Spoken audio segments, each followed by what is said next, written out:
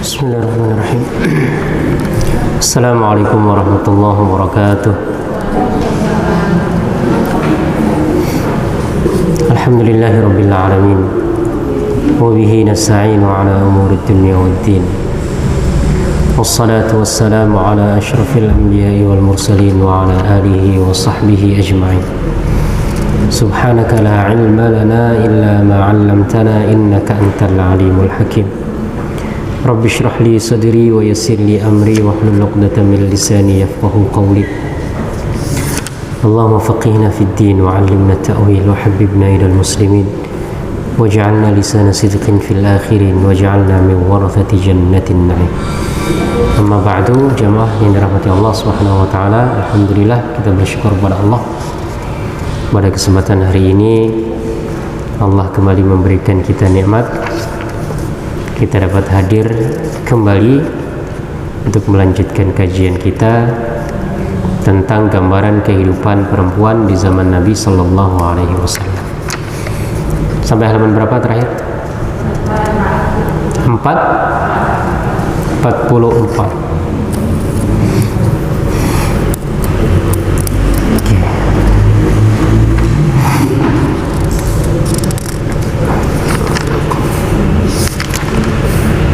Pembahasannya tentang menuntut ilmu.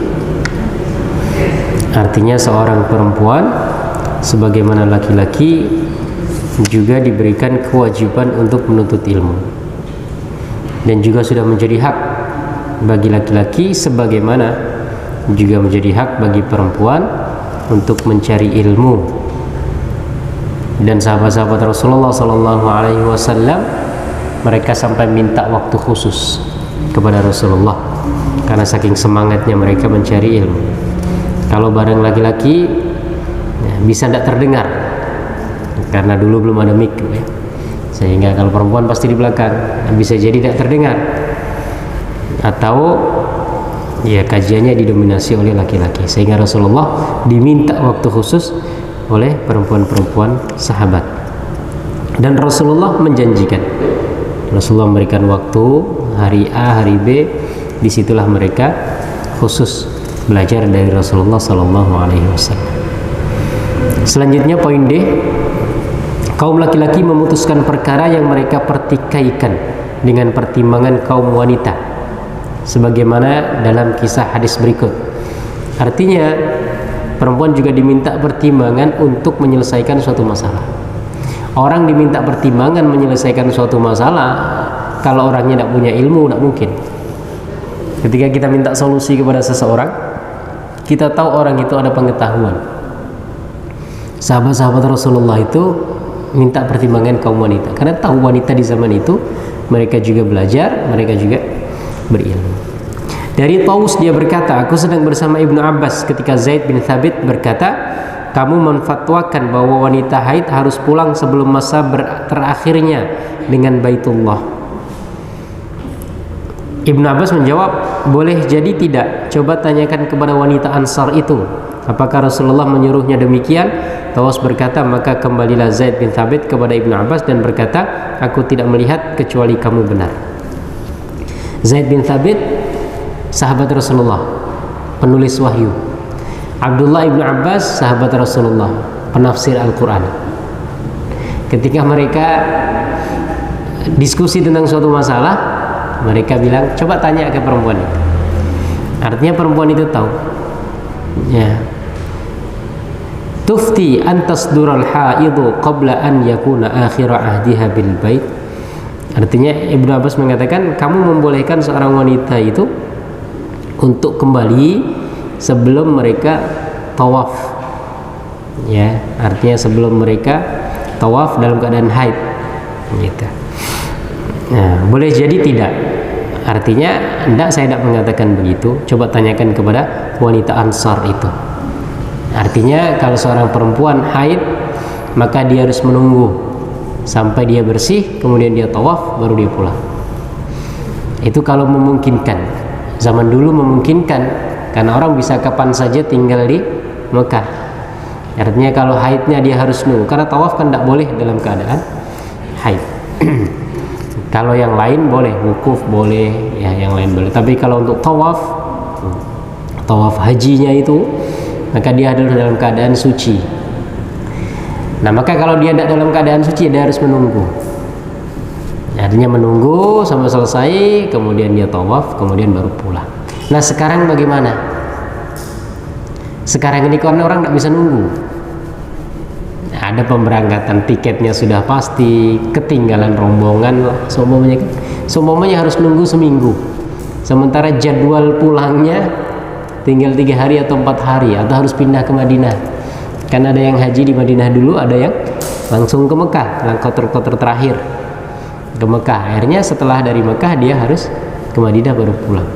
Nah, dia tidak bisa lama-lama.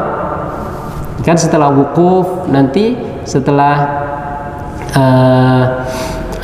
melakukan rukun-rukun yang lain, tinggal tawaf. Tawaf bisa ditunggu. Artinya nggak kayak wukuf. Kalau wukuf itu di tanggal itulah harus selesai, di tanggal 9 Dzulhijjah. Tetapi kalau tawaf itu boleh sama saja, tapi tidak boleh tahallul sebelum selesai. Ya, artinya dia bisa nunggu. Nah, tapi sebelum nunggu tidak boleh tahallul karena waktunya bebas. Nah, kalau seumpamanya dia nunggu ternyata harus ketinggalan keberangkatan, gimana? Kalau orang dulu kan santai aja, mau nunggu, yang penting suaminya mau nunggu aja kan.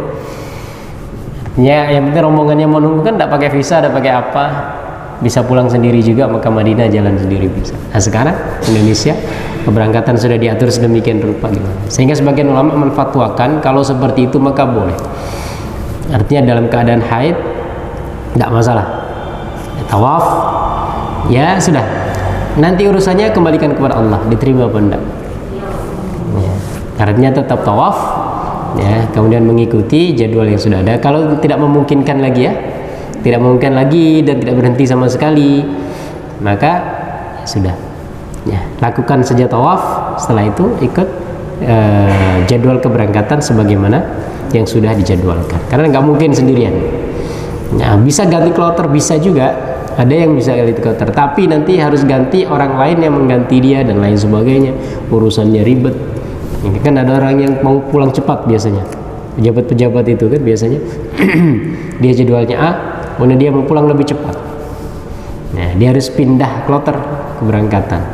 Nah, itu harus ngurus. Kalau semuanya memungkinkan untuk ngurus sehingga dia nunggu, maka tidak masalah. Tunggu sampai selesai haidnya kemudian tawaf. Tapi kalau tidak memungkinkan, maka sudah, ya, tawaf saja. Nanti masalah haji diterima padanya, kembalikan kepada Allah. Karena Allah tidak akan membebani seseorang di luar batas kemampuannya.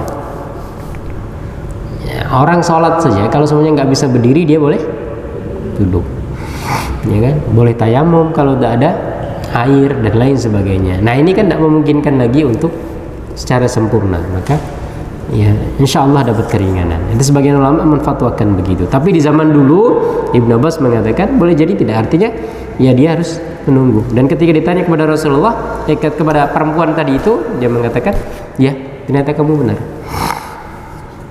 Artinya Ibnu Abbas tidak menfatwakan itu, bahwasanya perempuan itu diharuskan untuk pulang sebelum dia tawaf, tapi dia tunggu dulu, ya, sampai selesai haidnya, kemudian dia tawaf baru pulang.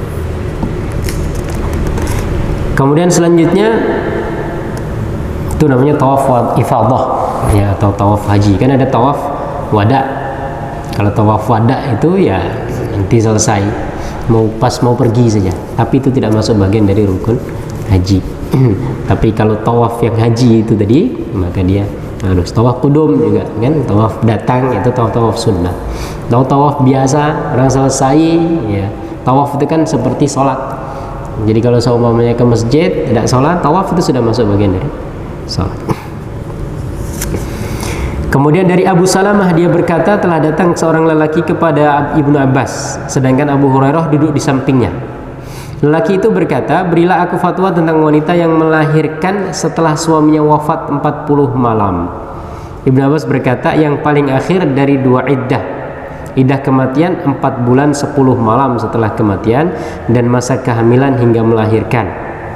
Aku berkata, dan bagi perempuan-perempuan hamil waktu iddah mereka adalah sampai mereka melahirkan. Abu Hurairah berkata, aku sependapat dengan anak saudaraku Abu Salamah. Lalu Ibnu Abbas mengutus budaknya bernama Quraib kepada Ummu Salamah untuk menanyakan masalah ini kepadanya. Ummu Salamah berkata, suami Subai'ah ya, suami Subai'ah al-Aslamiyah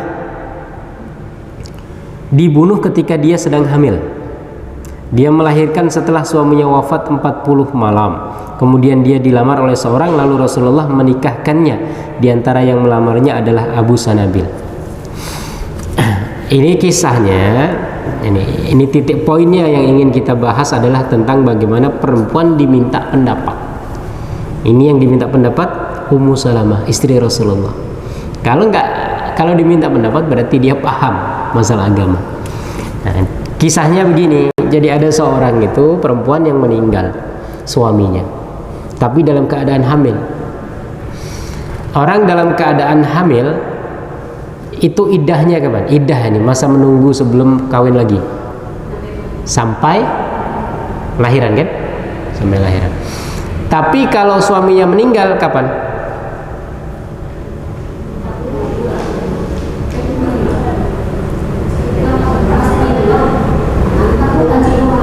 Empat bulan 10 hari, ya kan? 4 bulan 10 hari. Nah,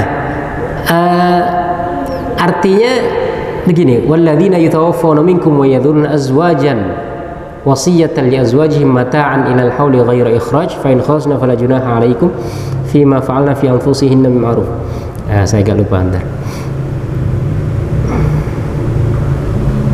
Ya, walladzina yatawaffawna minkum wa yadharuna azwajan yatarabbasna bi anfusihinna arba'ata ashhurin wa 'ashra.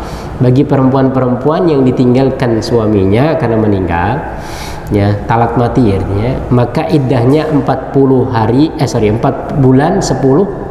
Berarti berapa hari itu? Sekitar 130 harian. Ya. Nah, ini berlaku fatwa tentang wanita yang melahirkan setelah suaminya wafat 40 malam. Kalau dia dalam keadaan hamil kan sampai lahir tuh. Ya, tapi lah hamil dalam keadaan ditinggal suaminya. Iddahnya 2 berarti kan? Artinya begini, kalau suaminya ada seorang perempuan, ini nggak ditinggal suaminya, nggak ditinggal mati ya, cerai biasa, dia dalam keadaan hamil, besok lahir, berarti selesai iddahnya, besok itu sudah boleh kawin kan? Sudah boleh nikah lagi. Karena wa ulatul ahmali ajaluhunna ayyadhna hamlahun. Orang yang hamil itu iddahnya sampai melahirkan. Artinya bisa lebih lama dari 4 bulan 10 hari, bisa lebih cepat kan? Kan posisinya 2 nih. Dia dalam keadaan hamil ditinggal suaminya. Berarti kan iddahnya itu bisa jadi 4 bulan 10 hari, bisa jadi sampai lahir. Nah, lahirnya ini kalau lebih lama seumpamanya dia baru hamil 1-2 bulan, Bu. Hamil 2 bulan, ditinggal suaminya yang seharusnya nunggunya cuma 4 bulan 10 hari, tapi karena hamil berarti bisa sampai 7 bulan kan? Pilih yang mana ini? Ya kan gitu kan? Nah. Nah, disinilah kemudian ditanyakan kepada Ibnu Abbas. Ibnu Abbas ini sahabat Rasulullah yang banyak diminta fatwa karena beliau ini paham tentang Quran. Ya, fatwa tentang seorang yang ditinggal suaminya yang seharusnya 4 bulan 10 hari, tapi dia dalam keadaan hamil. Ternyata setelah 40 hari dia lahiran. Setelah 40 hari dia lahir. Apakah sudah boleh dinikahi atau belum? Kalau pakai iddah dia hamil, maka sudah boleh dinikahi kan, sudah lahiran, selesai. Waktu tunggunya sudah selesai. Tapi kalau pakai iddahnya itu iddah karena ditinggal mati, maka belum boleh. Karena 40 hari kan belum sampai 2 bulan. Baru sebulan 10 hari. Padahal seharusnya nunggu 3 bulan. 4 bulan 10 hari. Ibnu Abbas berkata, yang paling akhir dari 2 iddah Iddah kematian 4 bulan 10 malam setelah kematian dan masa kehamilan hingga melahirkan. Aku berkata, dan bagi perempuan-perempuan hamil waktu iddah mereka adalah sampai mereka melahirkan. Coba saya baca bahasa Arabnya. Qala Ibnu Abbas akhiral ajalain. Ibnu Abbas mengatakan iddahnya ikut yang paling lama. Artinya dia belum boleh menikah setelah lahiran. Harus nunggu 4 bulan 10 hari. Ajal itu artinya waktu ya. Artinya masa iddahnya diambil yang paling lama. Lamaan mana 40 hari dengan 4 bulan 10 hari? 44 bulan 10 hari. Artinya walaupun dia sudah lahir di hari ke-40, maka dia tetap harus nunggu 4 bulan 10 hari. Ini pendapat siapa? Ibnu Abbas. Pendapat Ibnu Abbas. Kemudian aku berkata, Abu Salamah berkata, qultu ana wa ulatul ahmali ajaluhunna ayyadna hamlahunna. Sementara aku Abu Salamah mengatakan, daklah aku ngikut iddah yang paling pendek. Ini kan dia dalam keadaan hamil. Jadi selesai hamil, selesai masa iddahnya, dia sudah boleh menikah. Itu ya. Ini perbedaan pendapat, sama-sama ulama, Bu. Sama-sama sahabat Rasulullah.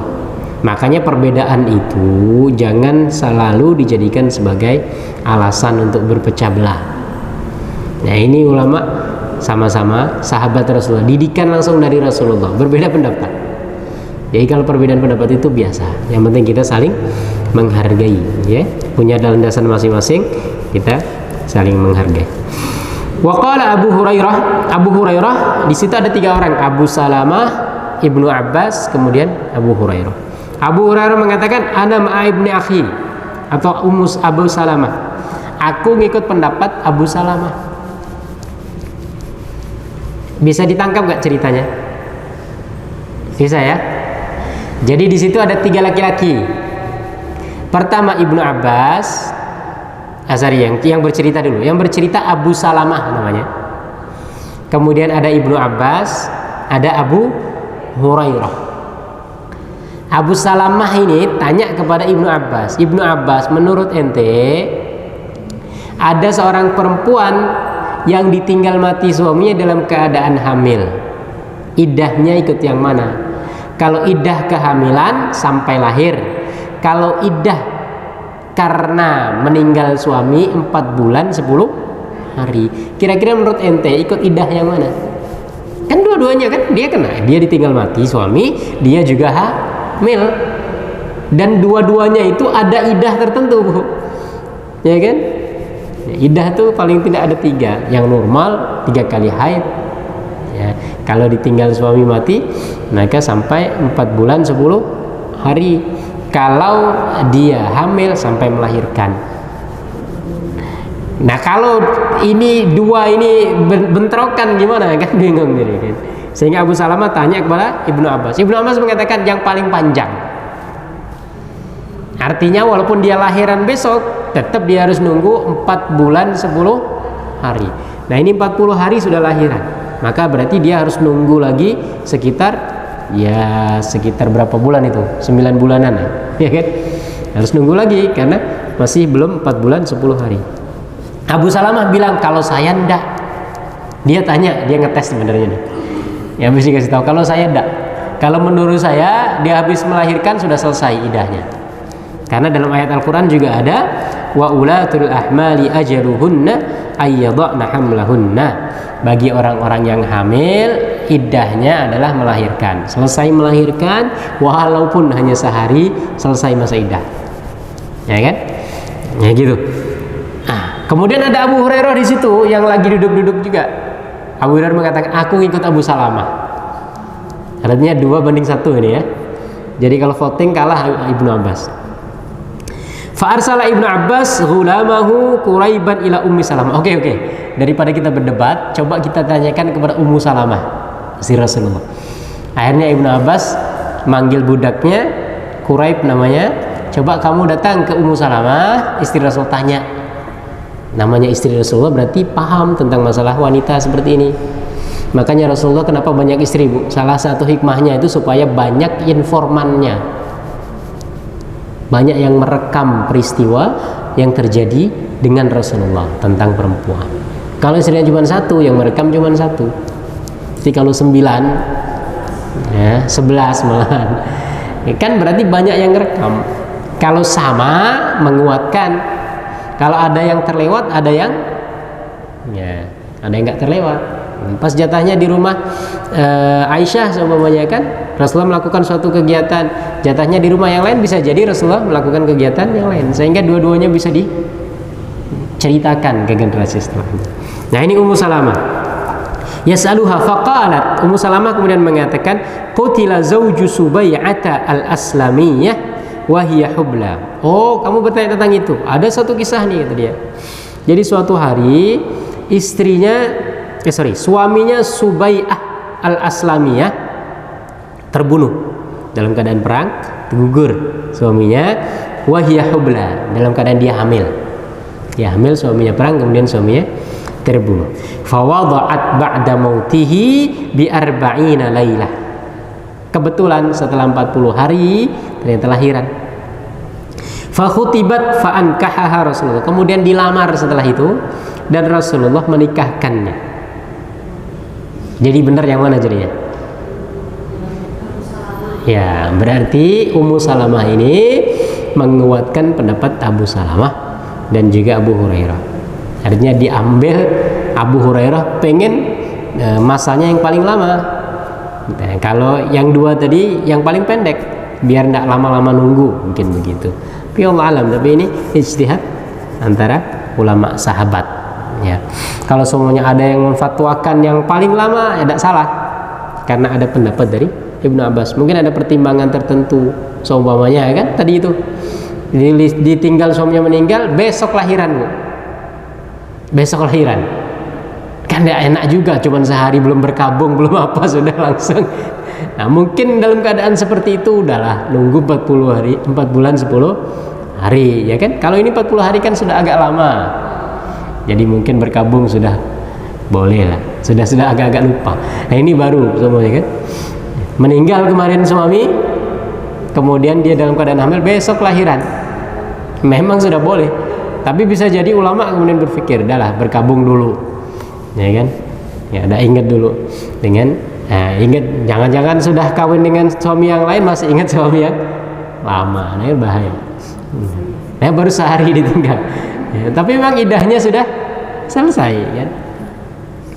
Tapi kalau semuanya ada yang mengikuti pendapat yang tadi itu, ya sudah boleh, karena ikut idah yang paling cepat. Tapi kalau semuanya ada ikut idah yang paling lama dari Ibnu Abbas, tidak masalah, mungkin ada pertimbangan tertentu, karena suatu pendapat itu kadang-kadang bisa berubah tergantung maslahat keadaan, ya. Keadaan itu berbeda antara dulu dengan sekarang, bisa jadi ada perubahan hukum. Seperti sekarang adanya pembatasan usia nikah, di zaman dulu kan tidak ada, karena zaman dulu itu ya bukan sesuatu yang dianggap aneh gitu ya. Tapi sekarang kalau seumpamanya ada anak belum balik kemudian dinikahkan, kan aneh. Nah, keadaan seperti itulah yang membuat ulama kemudian membolehkan pembatasan usia pernikahan. Tapi juga jangan terlalu tinggi gitu. Sekarang itu kan 19 perempuan, 21 laki-laki. Ini juga sudah terlalu tinggi, artinya batasannya ini terlalu tinggi. Bahkan bisa jadi 21 sama-sama. Karena perempuan itu 15 tahun juga sudah matang untuk dia menikah kan. Nah, dia harus 19 tahun. Kan nggak semuanya orang bisa, nggak semuanya orang kuliah, nggak semuanya orang gitu kan. Ada yang putus sampai SMA atau bahkan SMP putus, nggak sekolah lagi, daripada nggak ngapa-ngapain ya kan. Mungkin ini kan. Jadi itu tadi pembatasannya juga jangan terlalu panjang, tapi juga kalau tidak dibatasi ya begitu, nanti dijadikan alasan orang-orang yang benci Islam. Tuh Islam lihat tuh, anak-anak sudah dikawinkan, tapi zaman dulu tidak ada. Rasulullah menikahi Aisyah di usia 7 tahun. Tapi sekarang ada anak semuanya menikah usia 7 tahun, pastikan wah ini gimana, tapi ya sunnah Rasul gitu semuanya. Nah, keadaan sudah berubah. Keadaan sudah berubah seperti ini membuat ulama juga ya menyampaikan perubahan hukum. Itu biasa. Rasulullah tuh rambutnya panjang atau pendek? Rasulullah tuh rambutnya panjang. Kadang di bawah kuping, kadang sampai bahu. Sahabat-sahabat Rasulullah juga begitu. Sekarang kalau ada ustadz rambutnya panjang kira-kira gimana? Ustadz rambut gondrong sampai sini. Itu preman apa ustadz kira-kira? Nah, tapi Rasulullah rambutnya panjang. Dulu rambut panjang itu bukan sesuatu yang aib gitu kan, bukan suatu keburukan. Nah, artinya rambut panjang itu justru laki-laki malah dianggap lebih gagah. Ya. Justru dulu orang botak itu dalam buku-buku sejarah itu khawarij. Orang-orang nggak disukai oleh Rasulullah. Orang yang rambut-rambut pendek, cepak-cepak begitu, nggak disukai. Ya. Rasulullah suka rambut panjang. Kadang Rasulullah rambutnya dikuncir gitu, dikepang gitu bu, ya kan? Kepang kayak Bob Marley itu. Tuh. Nah ini lebih preman lagi kalau sekarang ustadz kayak gitu kan. Tapi sunnah Rasul lah. Nah ini keadaan sudah berbeda. Makanya kalau masalah seperti ini jangan disamakan persis. Ini banyak orang yang mencoba untuk menyamakan persis. Sunnah Rasul itu, Rasulullah pakaiannya begini, sekarang kita harus begitu. Dah, dilihat dengan kondisi masyarakat yang ada sekarang. Makanya saya sampaikan, ya kalau mau sesuai Rasul, panjangkan rambut. Rasulullah rambut disemir. Jadi sudah rambut panjang, kadang dikepang, disemir lagi bu. Dan semirnya tidak boleh hitam. Semirlah rambut kalian dan hindari warna hitam. Disemir biru boleh tak? Nah sekarang preman apa enggak? Jadi sudah preman double-double nih kalau kita ngikut begitu. Nah jadi kalau masalah sunnah Rasul seperti ini hati-hati. Ya enggak semua ya apa yang dilakukan oleh Rasulullah terutama masalah penampilan itu kemudian kita anggap sunnah. Maka sekarang contoh masalah jenggot namanya kan. Saya sampaikan begitu, silakan yang berjenggot. Yang tidak jenggot tidak masalah. Ya, tidak jenggot tidak masalah. Dulu itu memang seperti rambut panjang itu. Laki-laki itu memang lebih gagah kalau dia punya jenggot. Sehingga Rasulullah, sahabat-sahabat Rasulullah jenggot panjang-panjang. Nah sekarang di tempat-tempat tertentu, terutama ya di instansi-instansi tertentu itu tidak boleh jenggotan. Kepolisian tidak boleh jenggotan, ya TNI tidak boleh jenggotan, atau di kantor-kantor tertentu tidak boleh jenggotan, tidak masalah. Ya, karena apa? Itu tadi. Ya, sekarang dianggap kerapian, ya kan? Nah sekarang ada yang ya sudah tetap ada jenggotnya tapi dirapikan, dibuat sekedarnya saja, nggak sampai panjang. Ya. Karena sunnah Rasul ini panjang, Rasul nggak pernah memotong jenggotnya. Akhirnya ngikut. Nah, tapi orang melihat kok kayak agak terawat, ya kan? Jadi begitu. Ya. Jadi sesuaikan saja dengan keadaannya. Kita tidak menyelisihi sunnah Rasul, karena sunnah Rasul itu dilakukan sesuai dengan keadaan. Rasulullah itu dikatakan tidak pernah makan duduk di atas kursi. Rasulullah itu makan lesehan di bawah untuk menunjukkan ketawaduan beliau. Ya, jadi ruang makan Rasulullah nggak kayak ruang makan kita. Coba sekarang ruang makan kita nih, lesehan apa di kursi bu? Semua di kursi, tidak sunnah lagi kan? Ya, tidak sunnah lagi. Udah pakai kursi, Rasulullah tidak pernah pakai kursi. Makan lesehan, biasa, ya, sejajar dengan sahabat-sahabat yang lain. Kadang Rasulullah makannya lahap betul. Nah, nanti keadaan-keadaan seperti ini itu tidak dianggap sebagai sunnah karena berkaitan dengan kondisi tertentu, sehingga kesunahannya itu sesuai dengan kondisi. Tadi yang saya sampaikan. Jadi alasan yang paling kuat tentang rambut tadi. Kalau kita anggap penampilan Rasulullah semuanya itu adalah sunnah, maka tampilan rambut Rasulullah berarti sunnah, harus kita ikuti. Dan sekarang tidak ada ustadz dimanapun tuh yang ikut. Ada satu dua lah. Seperti mungkin ada Habib Bahar bin Smith gitu ya. Tahu ya Habib Bahar. Ya itu sebenarnya sunnah Rasul begitu, rambut panjang agak disemir kuning-kuning, ya kan? Tapi kan kelihatannya malah kayak ada rapi, sehingga ustadz sekarang rambutnya ya pendek-pendek semua. Di zaman Rasulullah ada. Nah itu ya, jadi masalah-masalah penampilan seperti ini ya, itu ya, sisi kesunahannya tadi sesuai dengan keadaan yang sekarang masyarakatnya seperti apa, sesuai nilai kesopanan. Kawan-kawan yang di Eropa contohnya, kadang-kadang itu jenggotan dianggap tidak sopan sehingga dia harus mencukur habis jenggotnya. Ya sudah, ya gimana lagi ya, mereka harus mempertahankan pekerjaan, kadang-kadang kan bertahankan masyarakat di situ ya. Tapi kalau semuanya memungkinkan, artinya di masyarakat kita jenggot masalah yang bukan hal yang tabu, ya sudah ya, tetap dirapikan atau tetap dijaga seadanya, artinya yang penting ada jenggot lah, laki biar nggak kelihatan kayak cewek gitu kan ya, yang penting ada jenggotnya.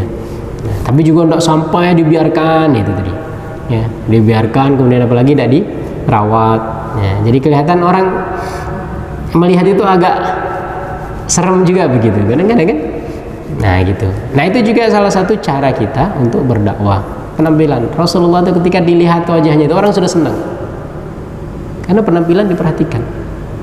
Jadi orang yang melihat Rasulullah itu tidak mungkin tidak senang, kecuali orang munafik yang hatinya ada kedengkian. Bahkan orang non muslim pun ketika melihat Rasulullah senang dia.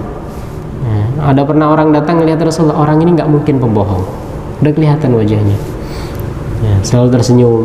Nah begitu kan. Nah kita dalam berdakwah kan juga begitu. Ketika orang melihat kita senang ya, dengan tampilan kita, dengan wajah ceria kita, itu kan salah satu cara. Nah orang melihat aja udah kayak serem semuanya kan, udah jadi. Nah begitu. Ala kulli hal itu tadi ya saya sampaikan. Jadi masalah penampilan jangan terlalu dibesar-besarkan. Sekarang banyak orang tadi mempermasalahkan masalah penampilan, ini sunnah, ini tidak sunnah, ini penampilan. Rasulullah hafal Quran tidak? Sunnah hafal Quran. Nah tapi dia ada hafal Quran tidak? Sunnah. Sementara kalau celananya di bawah mata kaki dianggap tidak sunnah, ya kan? Sementara Rasulullah hafal Quran, ini tidak hafal Quran. Kira-kira hafal Quran sunnah apa tidak? Sunnah kan? Yang orang tidak hafal Quran sunnah tidak? Kan tidak sunnah. Tapi sunnah yang hafal Quran ini kalah dengan sunnah masalah pakaian.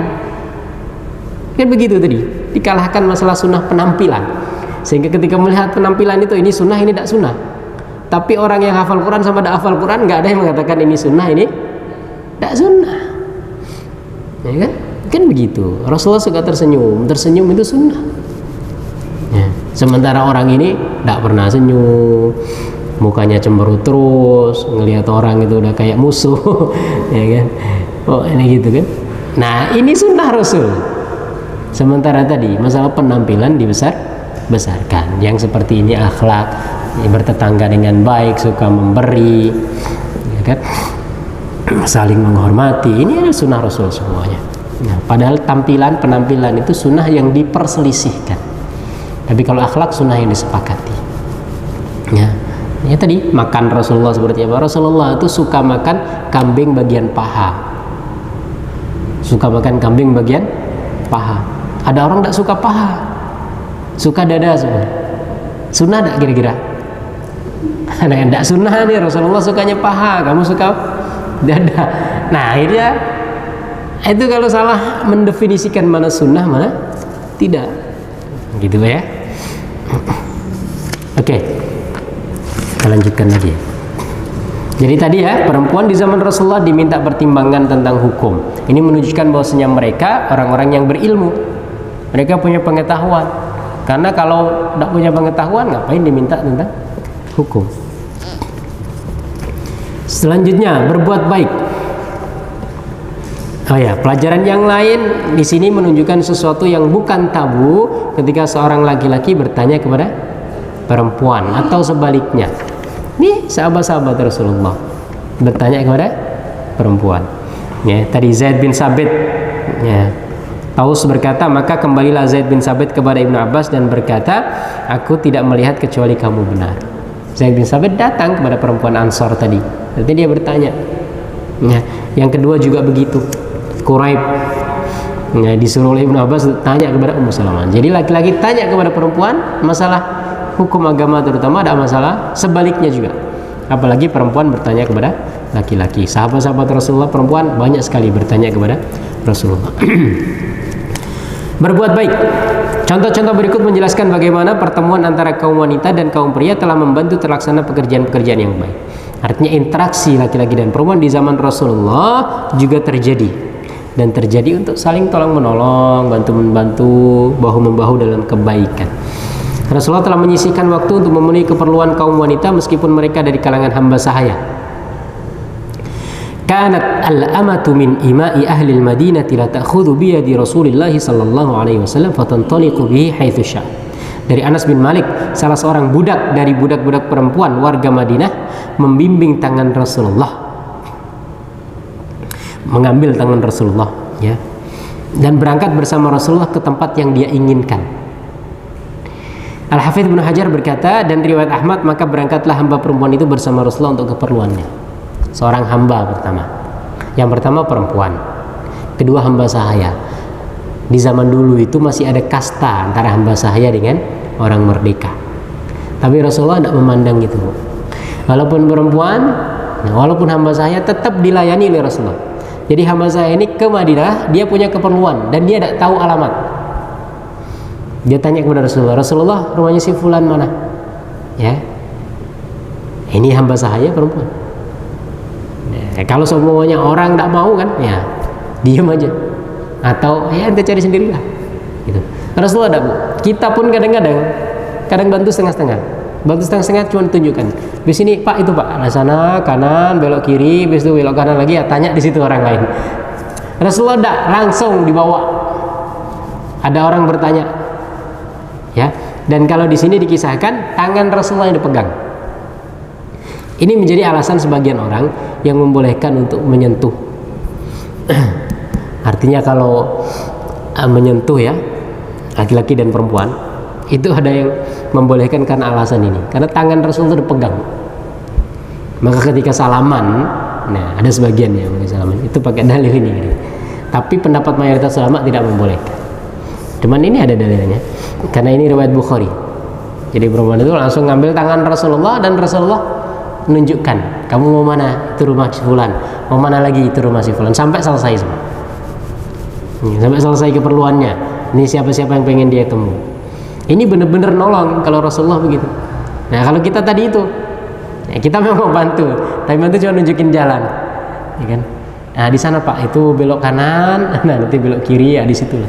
Nah muter-muter lagi dia tidak tahu jalan. Nah, tapi kalau orang mau bantu beneran kan langsung dibimbing.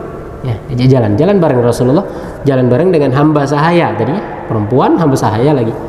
Itu Rasulullah nggak memandang seperti itu. Siapa yang butuh bantuan dibantu, dan dibantu dengan sepenuh hati. Makanya Rasulullah itu kalau menjawab panggilan itu menoleh seluruh badan. Ya, ini bagaimana akhlak Rasulullah, tidak mau menyakiti perasaan. Rasulullah kalau noleh, kita kan kadang-kadang noleh badan ke sini, noleh ke sana. Apa?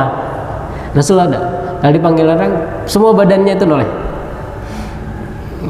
Ya kan? Sopan mana kira-kira? Sopan semua kan? Jadi Rasulullah noleh badannya.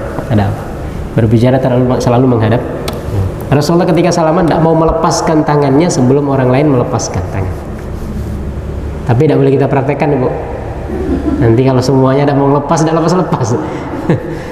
Salaman hak mau sunnah Rasul tidak ngelepas. Dia juga mau sunnah Rasul tidak ngelepas. Nah, ini jalan terus. Ya kita lihat. Nah, Rasulullah kan, karena nggak mau kadang-kadang ada orang kan, apalagi orang-orang besar, kan salaman saja udah kayak gini. Ya kan? Kayak tidak boleh disentuh. Rasulullah enggak pegang sampai dia lepas baru lepas. Sampai dia lepas baru lepas. Ini kan beneran gitu ya. Padahal dia pemimpin tertinggi Rasulullah. Nah, sekarang kadang-kadang orang baru ketua RT aja udah salaman aja tidak mau, ya, apalagi atas-atasnya lagi. Tapi tidak semuanya, ya ada semuanya orang gitu kan. Kelihatan tokoh masyarakat, disalamin aja udah. Apalagi kalau yang salam orang-orang ecek-ecek gitu kan. Udah salam kayak, yang penting nempel. Rasulullah tidak begitu. Ini bagaimana akhlak Rasulullah. Nah akhlak seperti ini yang sunnah. Akhlak-akhlak seperti ini yang sunnah. Yang tampilan-tampilan tadi sunnahnya diperselisihkan, silahkan diamalkan kalau bisa, tidak ada masalah. Nah ini ya, jadi Rasulullah SAW dia pegang tangannya sama seorang budak, Ini saya sampaikan tadi menjadi dalil sebagian orang yang membolehkan untuk bersalaman laki-laki perempuan. Tapi ada yang mengatakan tidak membolehkan karena boleh jadi yang dipegang tangan Rasulullah itu tertutup oleh kain. Jadi Rasulullah mungkin kan kalau zaman dulu itu kan lebar panjang ya, sehingga dipegang tangan Rasulullah itu gak nempel, mungkin ada kainnya, sehingga perempuan itu memegang tangan Rasulullah tapi nggak tersentuh kulit. Ala kulli hal wallahu a'lam, karena nggak disebutkan di sini juga. Di sini disebutkan kan ini membimbing ya, kata membimbing. Tapi kalau dalam bahasa Arabnya la ta'khudhu, mengambil artinya memegang tangan Rasulullah ke tempat yang dia inginkan. Nah, kan tidak disebutkan memegang itu apakah bersentuhan kulit atau tidak. Nah, yang mengatakan bersentuhan kulit ya bisa jadi ya, karena nggak disebutkan. Yang mengatakan tidak bersentuhan kulit juga bisa jadi tadi, bisa jadi itu tangan Rasulullah karena panjang lengannya jadi dipegang, tapi tidak menyentuh kulit, menyentuh kainnya. Nah, begitu kan tidak masalah kalau menyentuh kan. Gitu Bu ya. Makanya sekarang di universitas-universitas itu kalau pas wisuda kadang-kadang kan untuk menghindari salaman rektor dengan mahasiswinya kayak pakai sarung tangan. Karena ada yang begitu Bu ya. Kalau tidak salam tidak enak, tapi kalau salam dia bersentuhan tangan, sehingga ada yang pakai sarung tangan, tidak masalah. Nah, itu kan untuk menyiasati. Kemudian selanjutnya an Anasin anna imra'atan kanat fi 'aqliha syai'un faqalat ya Rasulullah inna li ilaika hajatan faqala ya umma fulan unzuri ayyashikaki syi'ti hatta aqdiya laki hajataki faqala ma'aha fi ba'dhi turuqi hatta faraghat min hajatiha. Dari Anas dikatakan bahwa seorang perempuan terlintas dalam pikirannya sesuatu. Lalu ia berkata, "Ya Rasulullah, aku ada perlu padamu." Nabi berkata, "Hai ibu si fulan, pilihlah olehmu jalan mana yang kamu suka sehingga aku bisa memenuhi hajatmu." Lalu Rasulullah berangkat dengan perempuan itu melewati beberapa jalan sehingga selesai keperluan perempuan. Ya. Nah, ini juga bedanya khalwat dengan khalwat. Khalwat itu kan berdua-duaan. Boleh nggak berdua-duaan dengan perempuan? Khalwat itu kalau di tempat yang tertutup, berduaan di satu ruangan, tempat tertutup, itu namanya khalwat. Tapi kalau semuanya jalan, orang kan ada keperluan, ini Rasulullah. Yang hadis pertama, hadis kedua, Rasulullah jalan bareng, ada keperluan kan? Ya. Tapi kalau di ruang tertutup berduaan, nah itu namanya khalwat, itu yang tidak dibolehkan. Kalau sudah, bahkan sebagian ulama mengatakan kalau pintunya dibuka sudah menghindari khalwat. Artinya ada seumpamanya ya di kantor itu yang harus laki-laki perempuan, ada buka aja ruangannya atau jendela-jendelanya dibuka, ya, sehingga ya itu tadi tidak memungkinkan hal-hal yang buruk terjadi. Ya karena ya, mungkin kantornya memang laki-laki dengan perempuan, ya berduaan ya. Tapi kalau sudah bertiga berempat tidak masalah. Maka situ ya dibuka jendela atau dibuka pintu, sudah itu untuk menghindari khalwat. Karena khalwat itu kalau berduaan di ruangan tertutup sepi dari orang. Nah ini Rasulullah berduaan jalan, tapi ramai di jalan Madinah, ya kan? Jalan Sungai Liat maka Airway, ya kan? Ya jadi itu dah masalah. Apalagi dalam keadaan membantu, dan Rasulullah kalau membantu begitu. Ya Rasulullah, aku perlu bantuanmu. Apa yang kamu perlu? Ya. Semuanya dikerjakan lagi. Ya, pilih jalan mana yang kamu sukai untuk aku bisa memenuhi hajatmu. Lalu Rasulullah berangkat dengan perempuan itu melewati beberapa jalan sehingga selesai keperluan perempuan itu. Ya, ini bagaimana Rasulullah akhlak beliau dalam membantu. Yang kedua tadi ya, jadi bahwasanya interaksi laki-laki dan perempuan dalam perbuatan baik ini kan tetap juga menjaga akhlak. Jangan kemudian digambarkan kayak cowok-cowok di Barat, di Eropa, di Amerika, ya tetap ya kita tahulah orang Islam bagaimana kita menjaga sikap interaksi antara laki-laki dan perempuan. Tapi jangan juga terlalu kaku, karena sekarang itu terlalu kaku. Tadi itu sampai tidak ngelihat sama sekali, sampai tidak kenal tetangga pun tidak kenal kadang-kadang, ya kan? Karena seperti itu, ya. Bahkan kalau ya sudah, itu gak sesuai. Nah, inilah hadis Rasulullah seperti ini. Gambaran kehidupan di zaman Rasulullah itu begini. Terus kita mau lebih dari itu. Kira-kira kalau lebih itu baik atau buruk? Mesti buruk. Suatu kebaikan kalau melebihi kadarnya pasti buruk. Ya. Makanan kita pun begitu. Kurang gula tidak baik, kelebihan gula buruk. Kurang garam tidak bagus, lebih garam tidak. Semuanya kebaikan pun begitu. Kalau lebih, ya kan, maka dia jadi tidak baik. Maka Islam ini agama pertengahan. Nah, pertengahan yang dicontohkan Rasulullah begini. Oke, kita baca mungkin beberapa ini lagi hadis. Ummu Syuraik membuka pintu rumahnya untuk menyambut tamu. Ke rumah Ummu Syuraik mampir orang-orang muhajirin dan sahabat Rasulullah, sehingga rumahnya berubah seperti tempat pertemuan, sebagaimana dijelaskan dalam hadis berikut. Ummu Syuraik, laki-laki atau perempuan? Namanya Ummu perempuan, rumahnya diampiri oleh orang-orang muhajirin, laki-laki. Dari Fatimah binti Qais, dia berkata bahwa Rasulullah telah berkata, pindahlah kamu ke rumah Ummu Syuraik. Muhajirin ini sahabat-sahabat yang dari Mekah ke Madinah. Pindahlah kamu ke rumah Ummu Syuraik. Ummu Syuraik adalah seorang wanita kaya dari kaum Ansor. Sangat besar sumbangannya untuk kepentingan agama. Tamu sering singgah di rumahnya. Aku berkata, akan aku lakukan. Lalu Rasulullah berkata, jangan kamu lakukan itu, sebab Ummu Syuraik adalah wanita yang banyak tamu. Dan dalam satu riwayat disebutkan datang ke rumahnya kaum muhajirin yang pertama. Artinya kaum muhajirin gelombang pertama. Rasulullah ini kan hijrah dengan para sahabat itu bergelombang-gelombang. Jadi sahabat dulu datang gelombang pertama, gelombang kedua. Nanti Rasulullah di akhir-akhir setelah memastikan keadaan di Mekah ini sudah banyak yang hijrah, baru Rasulullah bersama Abu Bakar. Awal-awal sahabat-sahabat yang lain, ya kan? Umar duluan, sahabat yang lain duluan, teman perempuan-perempuan suruh duluan. Nah, yang awal-awal muhajirin itu mampirnya ke rumahnya Ummu Syuraik. Ya, jadi tidak masalah. Ya, rumah dijadikan tempat pertemuan, tempat ngumpul. Asma binti Abu Bakar bersedia bertemu dengan seorang laki-laki miskin yang meminta bantuan. Asma, ya, anaknya Abu Bakar, bertemu dengan seorang laki-laki miskin minta bantuan. Dia tidak merasa cukup dengan restu pribadinya saja, bahkan dia menyusun siasat agar suaminya yang memutuskan perkara tersebut. Ya, kita baca kisahnya. Dari Asma, dia berkata, dia menceritakan, datang kepadaku seorang laki-laki. Datang ke rumahnya seorang laki-laki. Dia berkata, ya Ummu Abdullah, wahai Ummu Abdullah, nama anaknya Abdullah, sehingga dia disebut Ummu Abdullah. Aku seorang yang miskin, aku ingin berjualan di sekitar pekarangan rumahmu. Asma berkata, kalau aku perbolehkan bagimu, mungkin Zubair keberatan. Zubair ini siapa? Suaminya. Artinya ketika dia ngobrol ini, suaminya ada nggak? Ya ada, disebutkan kan. Karena itu marilah ikut aku dan sampaikan hal kepadaku di muka Zubair. Artinya ketika ngobrol tadi suami tidak ada, tapi yuk kita datang ke Zubair. Dia nggak tahu, mungkin di rumah, di dalam atau gimana. Artinya dia nyambut. Artinya nggak bersama, ya kan? Ya, nggak bersama dengan laki-laki tadi itu. Lalu lelaki itu datang dan berkata, ya Ummu Abdullah, aku seorang yang miskin.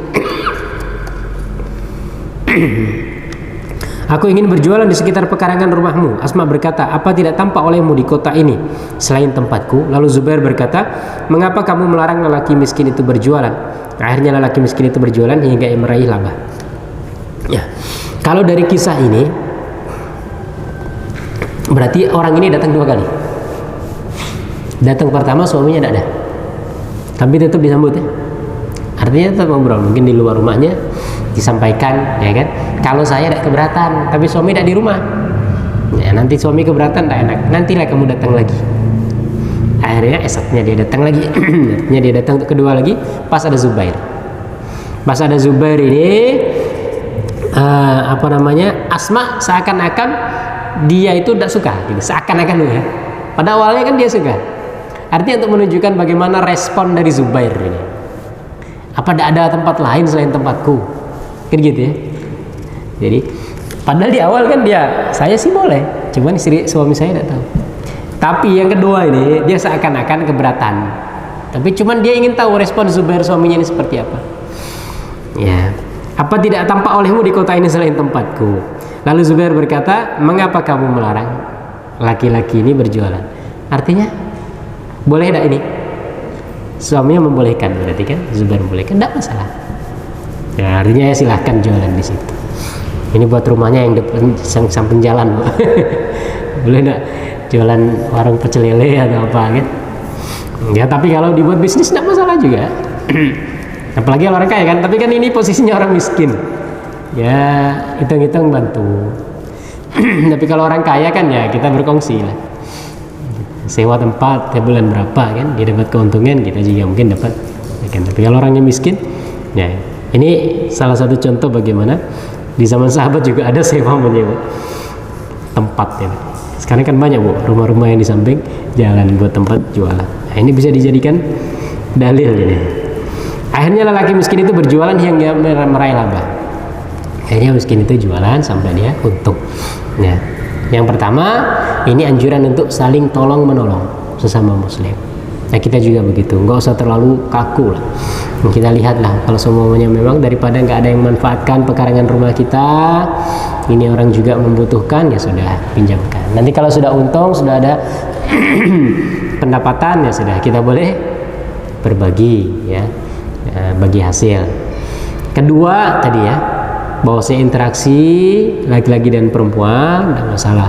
Bahkan umpamanya ada suami pun tetap disambut, sampaikan. Ini sering saya sampaikan, jangan sampai mengecewakan kita tamu. Kita ada di rumah, ada orang bertamu, diketok, ya sudah, kita keluar sampaikan.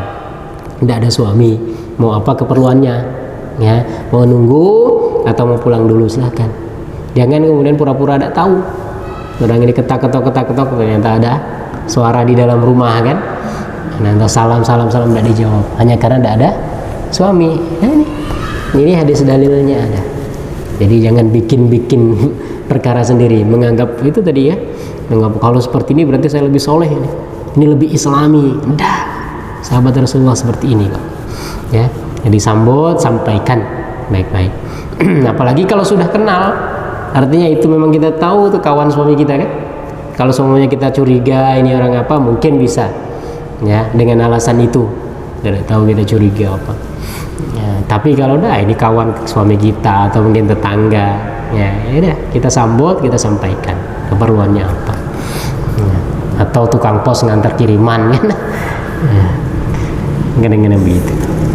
Nah ini contoh-contoh perbuatan baik seperti itulah yang sekarang sering diistilahkan sebagai kegiatan sosial yang bermanfaat. Demikianlah beberapa contoh perbuatan baik. Sekarang marilah kita simak contoh dalam Al-Quran sebagaimana firman Allah. Ini agak panjang. Oke, nanti kita lanjutkan pada pertemuan selanjutnya. Dan di sini ada contoh, mungkin kita baca kisah terakhir ini. Dan tatkala ia sampai di sumber air negeri Madian, ia Nabi Musa.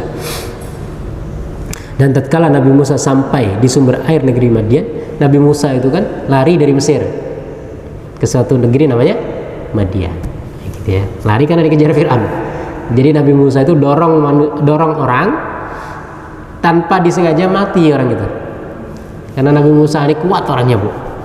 Jadi sekali dorong langsung tumbang orang itu, tidak bisa bangun lagi, mati. Akhirnya dikejar-kejar sama Fir'aun karena dianggap membunuh orang, padahal tidak sengaja. Akhirnya dia lari sampai ke sumber air negeri Madian. Ia menjumpai di sana sekumpulan orang yang sedang meminumkan ternaknya. Dan ia menjumpai di belakang orang-orang banyak itu dua wanita yang sedang menghambat ternaknya. Ada satu sumber air, orang-orang lagi ngantri untuk ngambil minum.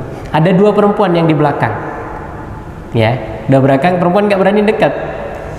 Ya kan? Jadi dia narik-narik nahan ternaknya itu. Yang laki-laki sudah mengurumunin sumber air, rebutan mereka. Musa berkata, apakah maksudmu dengan berbuat begitu? Ya, kenapa kamu di belakang saja nggak ngikut ngantri atau rebutan sumber air itu? Kedua wanita itu menjawab, kami tidak dapat meminumkan ternak kami sebelum penggembala-penggembala itu memulangkan ternaknya, sedang bapak kami adalah orang tua yang telah lanjut umurnya. Artinya itu kan orang-orang laki-laki besar-besar kan, nggak mungkin kita menang. Ya, mereka pasti duluan. Kalau mereka selesai baru kami ngambil air, sementara bapak kami itu sebenarnya nunggu.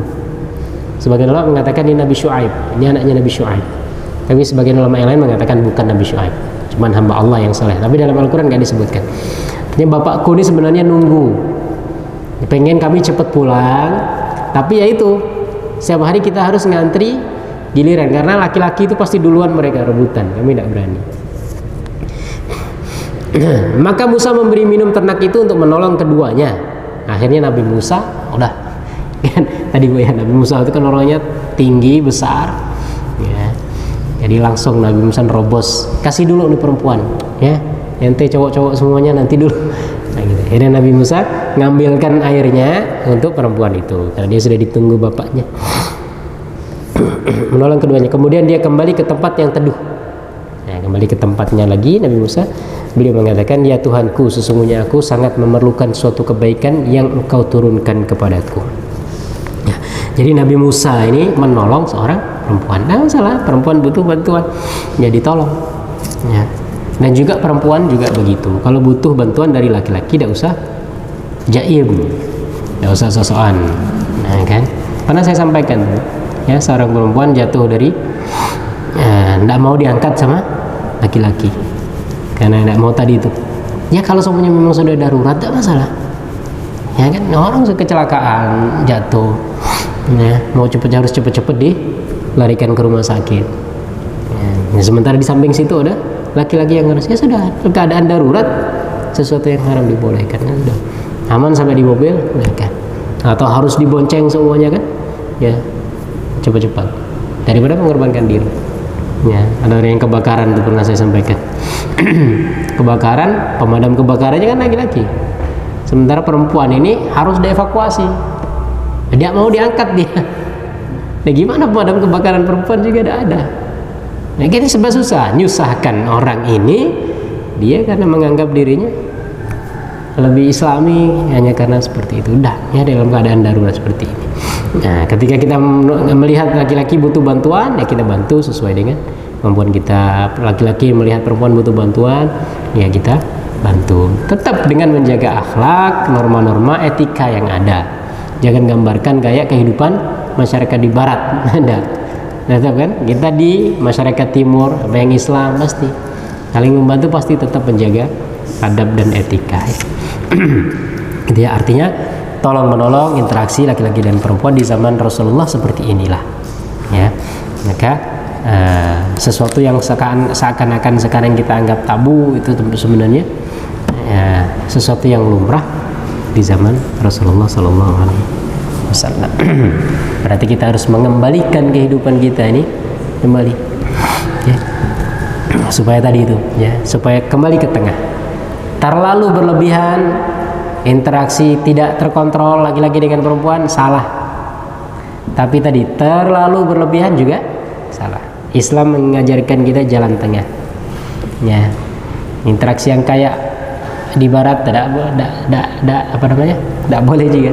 Saya sering singgung, ya, cipika-cipiki ketemu, tidak mungkin lah, kita juga tidak mungkin di sini kan cipika-cipiki. Tapi untuk bertemu, ya, saling berbicara, itu sesuatu yang lumrah, wajar dilakukan. Oke, ada pertanyaan? Silakan.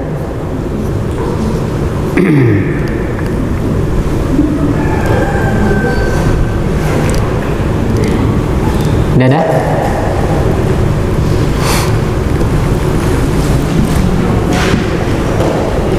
Cukup. Tata ada yang ditulis, Bu. Kalau malu disampaikan ditulis, tidak masalah. Tapi nulisnya dari tadi seharusnya. Jangan ditulis sekarang. Ya nanti lain kali begitu aja. Kalau memang sungkan untuk menyampaikan, ditulis. Tapi ditulis ketika awal, ya, jadi pas. Ayo, Bu.